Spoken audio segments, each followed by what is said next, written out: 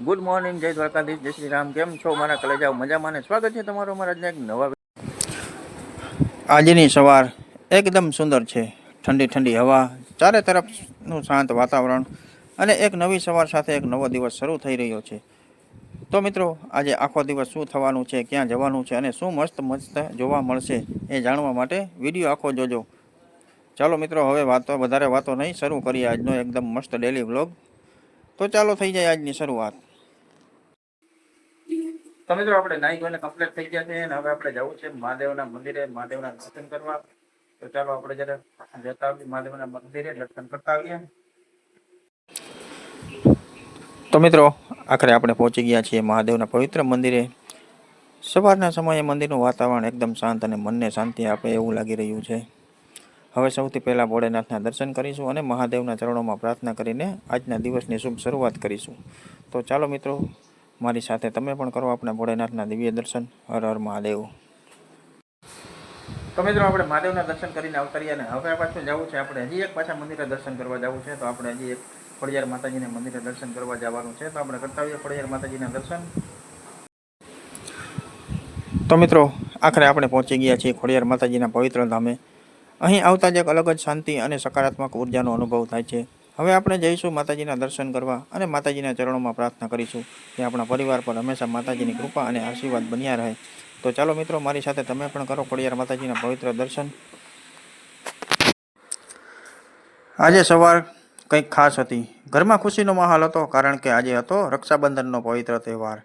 સવારથી જ ઘરમાં તૈયારીઓ શરૂ થઈ ગઈ હતી. બહેન માટે રાખડી, મીઠાઈ અને ભાઈ માટે એક નાની સરપ્રાઈઝ. આખરે આજનો દિવસ એવો છે જ્યાં નાની એવી રાખડી પણ ભાઈ બહેનના સંબંધને વધુ મજબૂત બનાવી દે છે.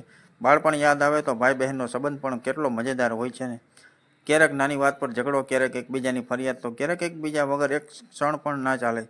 બાળપણમાં કદાચ આપણને આ સંબંધની કિંમત સમજાતી નથી, પણ સમય પસાર થાય ત્યારે સમજાય છે કે ભાઈ બહેનનો સંબંધ ખરેખર ખૂબ જ ખાસ છે. પછી આવ્યો સુંદર ક્ષણ. બહેને ભાઈને સામે બેસાડ્યો, કંકુથી તિલક કર્યું, આરતી ઉતારી અને પ્રેમથી ભાઈના હાથ પર રાખડી બાંધી. આ નાની એવી રાખડી જાણે કહી રહી હતી કે જીવનમાં ગમે તેટલા ઉતાર ચઢાવ આવે, પણ આપણો આ સંબંધ હંમેશા એવો જ મજબૂત રહે. રાખડી બાંધ્યા પછી ભાઈએ પણ બહેનને મીઠાઈ ખવડાવી અને ભેટ આપી. પણ સાચી ભેટ તો એ હતી એકબીજાની સાથે હંમેશા ઊભા રહેવાની લાગણી. રક્ષાબંધન માત્ર રાખડી બાંધવાનો તહેવાર નથી. આ તહેવાર આપણને યાદ અપાવે છે કે પરિવારના સંબંધો દુનિયાની સૌથી કિંમતી વસ્તુઓમાંના એક છે. સમય બદલાય છે, આપણે મોટા થઈએ છીએ, દરેક વ્યક્તિ પોતાના જીવનમાં વ્યસ્ત થઈ જાય છે, પણ બાળપણની એ યાદો, એ નાની નાની નોકઝોક, એ હાસ્ય અને એકબીજા માટેનો પ્રેમ ક્યારેય જૂનો થતો નથી. તો આજે આ રક્ષાબંધનના પવિત્ર દિવસે ચાલો આપણે આપણા ભાઈ બહેનને એક વાત જરૂર કહીએ. તું મારી જિંદગીનો એક ખૂબ જ ખાસ ભાગ છે અને આપણો આ સંબંધ હંમેશા આવો જ સુંદર રહે. તમામ ભાઈ બહેનોને રક્ષાબંધનની હાર્દિક શુભેચ્છાઓ. ભગવાન તમારા પરિવારને હંમેશા ખુશ રાખે, તમારા ઘરમાં પ્રેમ અને આનંદ જળવાઈ રહે. હેપી રક્ષાબંધન. રાખડી બાંધ્યા પછી ઘરમાં મીઠાઈ વહેંચાઈ. બધાના ચહેરા પર એક અલગ જ ખુશી જોવા મળી રહી હતી. પણ આ ખુશીની વચ્ચે મનમાં એક વિચાર આવ્યો. આપણે મોટા થઈએ છીએ તેમ જીવનમાં ઘણી વસ્તુઓ બદલાતી જતી જાય છે. બાળપણમાં જે ભાઈ બહેન આખો દિવસ સાથે રહેતા હતા, એ જ ભાઈ બહેન મોટા થઈ પછી ઘણીવાર પોતાની દુનિયામાં વ્યસ્ત થઈ જાય છે.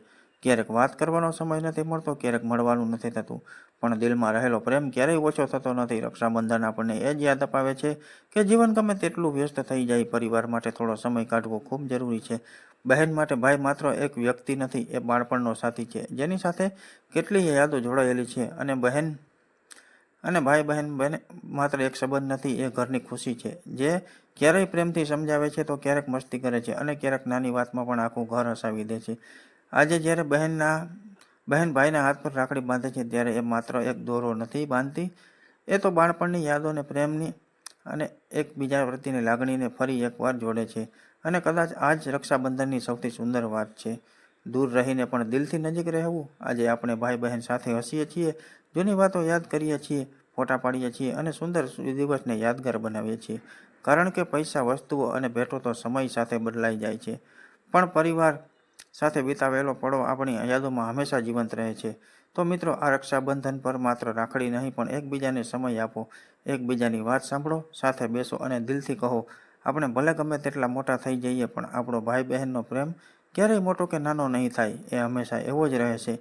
આ સુંદર દિવસની કેટલીક યાદોને આપણે આપણા કેમેરામાં કેદ કરી રહ્યા છીએ, જેથી વર્ષો પછી જ્યારે આ વિડીયો જોઈશું ત્યારે ફરી એકવાર આ જ ખુશીનો અનુભવ થશે.